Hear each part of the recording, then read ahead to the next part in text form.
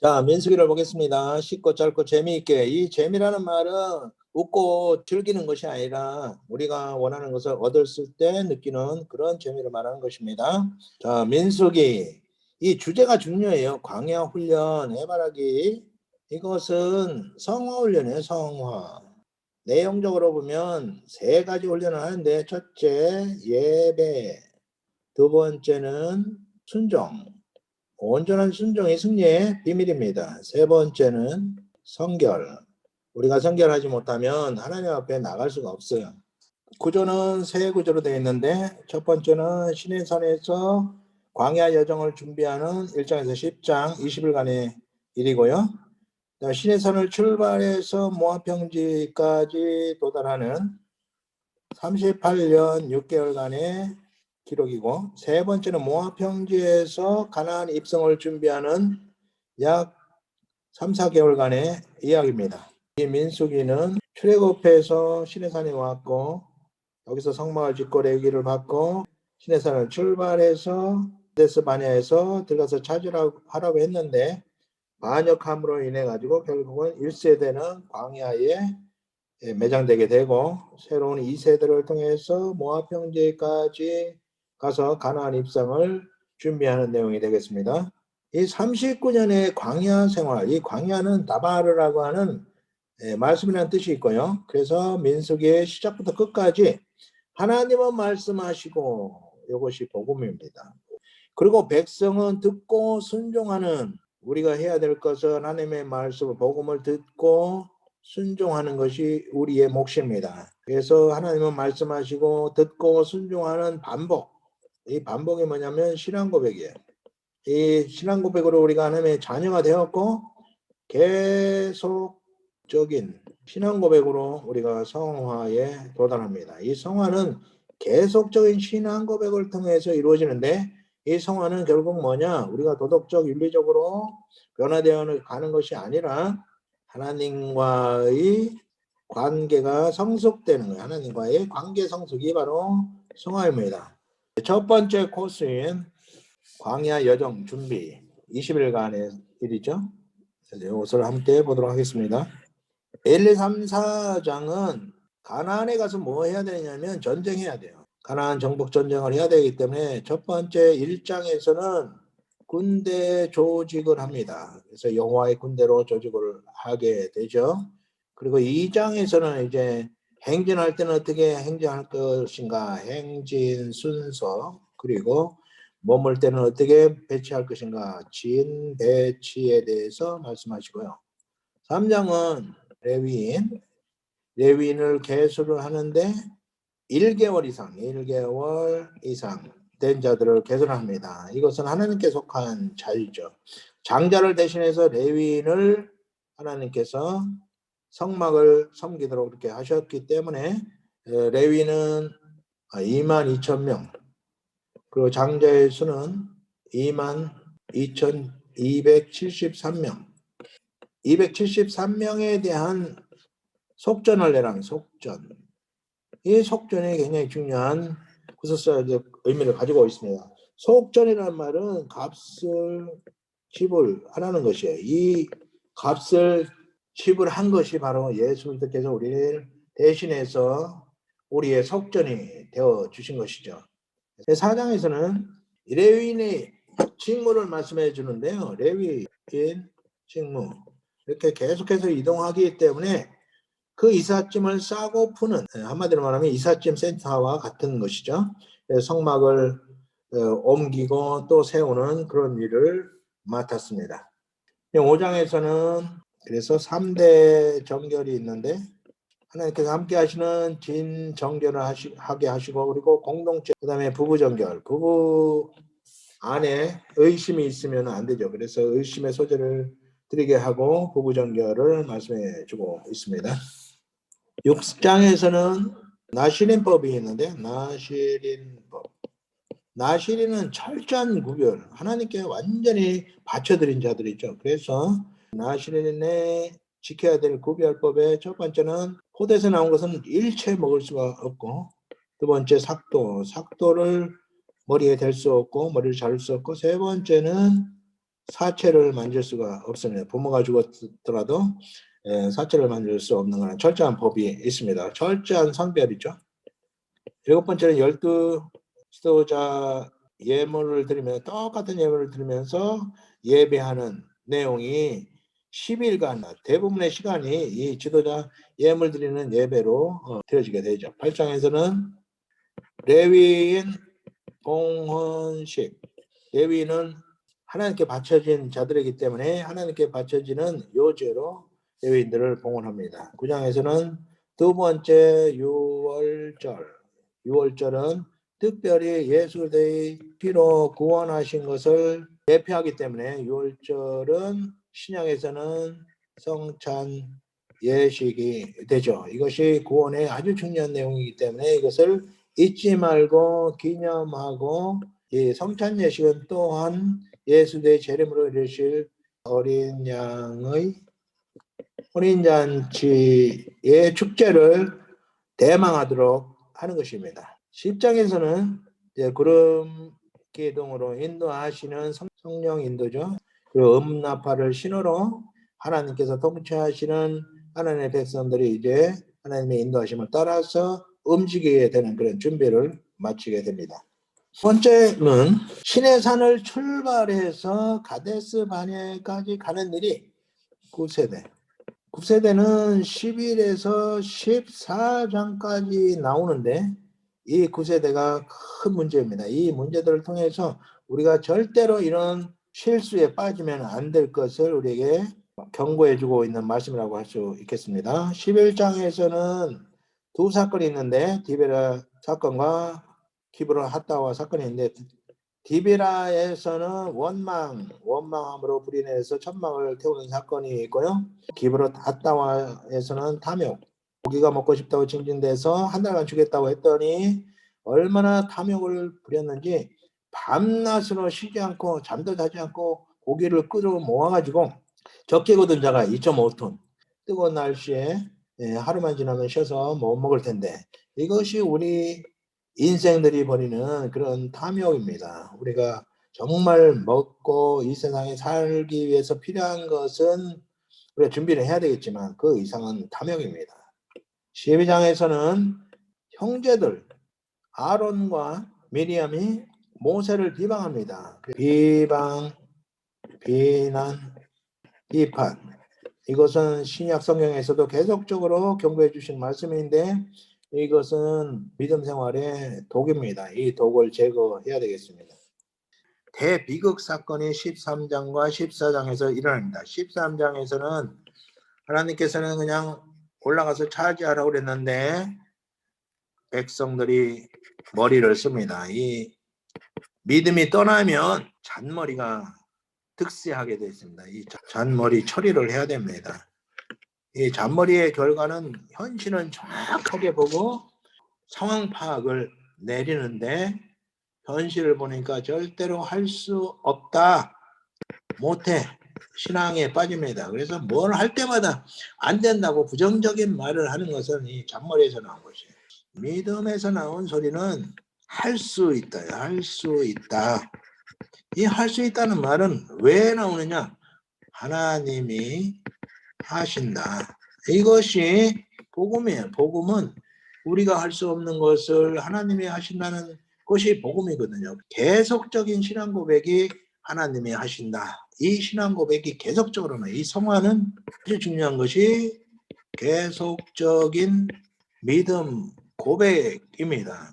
그래서 어려운 일이 닥칠 때마다, 정말 할 수 없다고 절망에 빠질 수밖에 없을 때마다 삶의 현장에서 고백하는 거예요. 하나님이 하신다. 하나님이 다 하신다. 하나님이 싹 다 하신다. 그러므로 나는 할 수 있다. 여기에 도달하게 되는 거죠. 이 10명은 모태신앙에 빠져가지고 결국 전 이스라엘을 전염시켜버려가지고 전체가 다 40년 형벌을 받고 광야에 장사되게 만든 것입니다. 이것을 꼭 기억해야 될 것입니다. 14장은 여기서도 중요한 것이 내 귀에 들린 대로 내가 행하겠다. 내 귀에 들린 대로. 그래서 우리가 부정적인 말, 불신앙의 말은 우리 입 밖에 내서는 안 될 것입니다. 믿음에 대해서 좀 생각을 해봐야 돼요. 믿음은 현재 분사형이어야 합니다.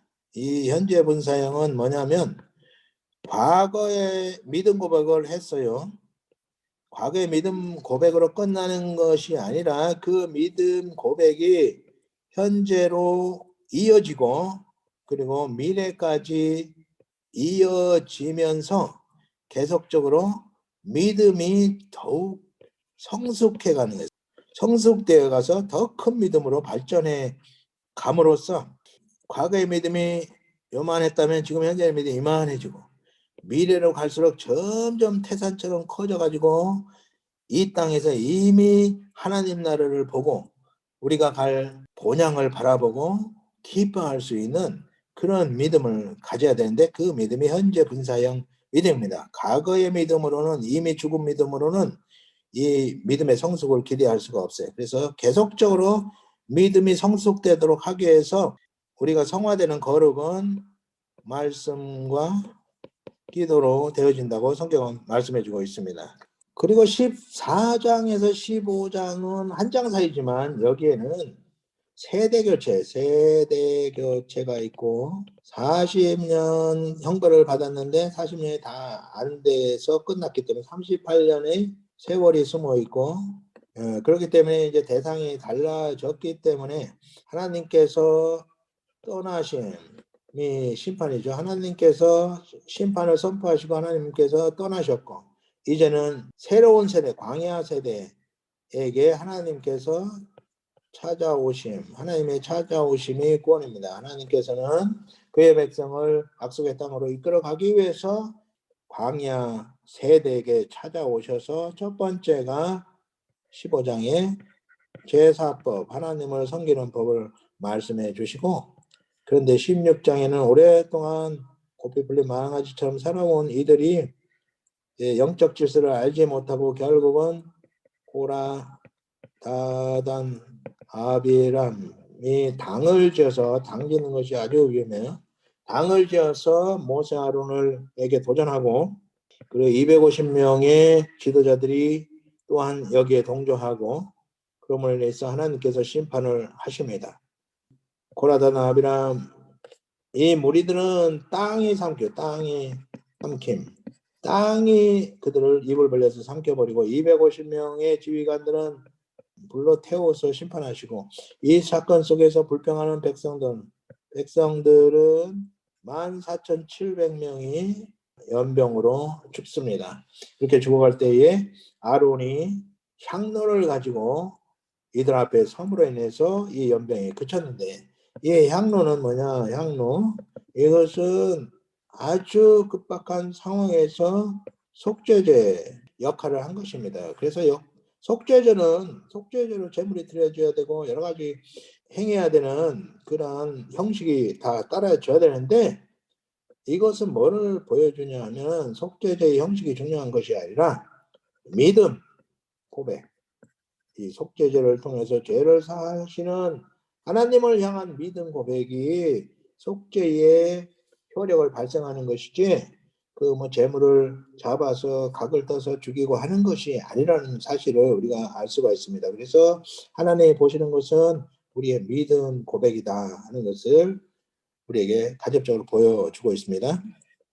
17장에서는 이러한 영적 질서를 파괴하는 일이 일어나지 않도록 하기 위해서 아론의 쌍난 지팡이 사건이 있습니다. 그래서 각 지파에서 지팡이 하나씩 가져오라 그래가지고 그 중에서 아론의 지팡이에서만 싹이 뜨고 꽃이 피고 열매가 맺는 그런 사건을 통해서 하나님의 영적 질서를 본보기로 보여준 사건입니다. 이 아론의 쌍난 지팡이는 지성소 언약궤 앞에 두어서 대대로 본보기로 삼았습니다. 18장에서는 제사장 레위인 직무와 몫을 말씀해 주고 있는데요. 레위인이 섬겨야 될 것은 하나님께서 통치하시는 신정국가에서 제사장은 성막 안에서 섬기는 일을 했고 레위인은 제사장을 도와서 성막 일을 하게 했습니다. 생계비는 하나님께서 고용했기 때문에 이것을 책임지도록 했는데 제사장은 제사 지낸 제물들을 먹고 그리고 레위인은 11조로 살게 했는데 레위인의 11조가 있습니다. 레위인의 11조는 제사장의 몫이 되었어요. 그래서 이 11조는 결국 뭐냐면 신정국가 체제에서의 일종의 세금이라고 할 수 있습니다. 그래서 의무적인 세금을 내야만 했죠. 19장이 굉장히 중요한 장입니다. 정결법, 붉은 소의 잿물로 죄를 씻는 그러한 약식, 속죄제 역할을 하게 했지만 이것은 현재적으로 무엇이라고 할 수 있을까? 부정으로부터의 성결을 위해서 필요한 것이었거든요. 그래서 부정으로부터의 성결이 우리에게는 회개죠, 회개. 그래서 이 회개는 정결법과 같은 것 같습니다. 그래서 요한일서 1장 9절에 보면 만일 우리가 우리 죄를 자백하면 그는 미쁘시고 의로사 우리 죄를 사하시며 우리를 모든 불의에서 깨끗하게 하실 것이요. 우리의 모든 죄에서 깨끗하게 하는 이 회개, 이것과 같은 의미를 가지고 있다고 생각이 됩니다. 20장에서는 무리마 사건을 통해서 모세, 아론이 죽음이 이르게 되는데 이 무리마 사건은 물 때문에 백성들이 불평할 때에 모세가 기도해서 하나님께서 반석을 명하여 물을 내어라 이렇게 말씀했는데 모세는 반석을 2번이나 치고 내가 물을 내랴 마치 자기가 내는 것처럼 이렇게 함으로 인해서 이것을 불신이라고 표현을 하고 있습니다. 그리고 불신은 불순종으로 나타나죠. 아주 작은 것이지만 작은 부분까지도 하나님의 명령대로 따르지 않으면 결국은 불순종이 되는 것이고 율법을 어기는 것이 되는 것입니다. 단 한 번의 율법을 어긴 것 때문에 가나안 땅에 들어가지 못하게 되었습니다. 갈라디아서 2장 16절에는 율법의 행위로서는 의롭다함을 얻을 육체가 없느니라 라고 말씀해 주고 있는데 모세와 아론은 율법을 대표하기 때문에 결국은 구속사적인 의미로 우리에게 간접적으로 보여주고 있는 사건이라고 볼 수 있겠습니다. 가나안 땅을 들어가기 위해서 이렇게 호르산을 거쳐서 호르산에서 아론이 죽고 그리고 이제 이렇게 왕의 도로로 모압 평지로 들어가고 싶었는데 이 세일산을 중심으로 있는 에돔 족속이 이곳을 통과하지 못하게 가로막으로 인해서 이제 백성들이 길 때문에 이렇게 돌아가니까 얼마나 멉니까? 그래서 이제 불평을 하게 되죠. 불평. 그래서 백성들의 불평 때문에 뱀이 나와서 그들을 물어가지고 노뱀을 만들어서 높이 달라는 것이었습니다. 쳐다본 즉 살리라 라고 말씀했는데 그 말씀을 믿고 하나님의 약속을 믿고 쳐다본 즉 살더라. 약속을 믿기 때문에 쳐다보는 행위가 있는 거죠. 이 행위는 믿음의 증거가 되는 것이죠. 예수 그리스도께서 십자가에 달리실 것을 예표한 사건이죠. 그래서 요한복음 3장 14절에 이 노뱀 사건을 말씀하시면서 요한복음 3장 16절에 구원 선포가 있죠. 하나님이 세상을 이처럼 사랑하사 독생자를 주셨으니 이는 저를 믿는 자마다 멸망치 않고 영생을 얻게 하시는 그 복음의 근거가 되겠습니다. 21장에서 노뱀 사건이 있었고요. 이건 예수 그리스도의 십자가 경험을 하게 하셨고 21장에서는 이제 이곳을 돌아서 갈 때에 헬스본 왕이 도전의 힘으로 인해서 싸워서 정복을 했고요. 그 다음에 바산 왕이 또 싸움을 걸어왔는데 그들과 싸워서 정복을 했습니다. 헬스본과 바산 정복은 장차 가나안 땅을 정복할 이 정복 전쟁의 전초전 역할을 함으로써 가나안 땅을 정복할 수 있다. 힘도 없고 무기도 없지만 여호와 하나님의 약속을 믿고 들어가면 우리가 승리할 수 있다는 확실한 믿음 승리의 경험을 하나님께서 하게 하신 것입니다. 22장에서 36장까지는 가나안 입성 준비가 되겠습니다. 22에서 36장. 첫 번째는 22에서 25장의 우상 경계를 미리 교육시키는데요. 22장에 발락 사건, 발람을 불러가지고 이스라엘 백성을 저주하라고 초청을 합니다. 발람이 이스라엘을 저주하려고 하면 하나님께서 축복을 하게 하는 거예요. 저주하라고 불렀는데 축복을 한 거예요. 하나님께서 저주를 축복으로 바꿔주시는 것이죠. 거기다가 네 번째 축복은 메시아 예언을 하는데, 메시아 예언, 야곱에게서 한 별이 나오고 한 뷰가 나와서 이 대적자들을 다 물리칠 것을 말씀하시는 내용이 있습니다. 이것은 1400년 후에 성취될 사건을 미리 예언한 것입니다. 25장에는 결국 큰 사건이 나는데 바알브올 사건. 바알브올은 모압의 바알이라는 뜻인데요. 결국 이 발람이 여기서 하나님의 강력한 개입으로 이스라엘을 저주하지 못했지만 이 돈에 팔린 발람은 결국 하나님의 저주를 받도록 바알브올 사건을 일으키게 하는데 우상 제사에 초대를 하고 절을 하게 하고 우상 제물을 먹게 하고 그 신전에는 신전을 섬기는 그런 창기들이 있었습니다. 이들은 이제 바알 신이 창기들의 행위를 통해서 흥분을 하면 비를 내린다고 믿기 때문에 하나의 제사의 일부분이라고 할 수 있는데 그래서 결국은 이들과 음행을 저지르게 하는 것이죠. 하나님께서는 절대로 용서하실 수 없는 부분이 바로 우상숭배인데 이 우상숭배를 통해서 결국 24,000명이 죽는 그런 큰 사건이 일어나게 됨으로 인해서 이 우상숭배를 철저하게 경계를 하십니다. 26장에는 2차 군대 조직을 다시 하게 됩니다. 그런데 1차 군대 개수 때보다 1,820명이 감소를 했습니다. 이 감소된 숫자 중에서 시므온 지파가 가장 많은데 시므온 지파는 1차에서는 59,300명이었는데 2차 때는 22,200명으로 37,200명이 줄었죠. 그래서 시므온 지파가 이 범죄에 주동적인 역할을 한 것을 간접적으로 알 수가 있습니다. 그리고 이제 27장에서는 지도자가 바뀌죠. 모세에서 여호수아로.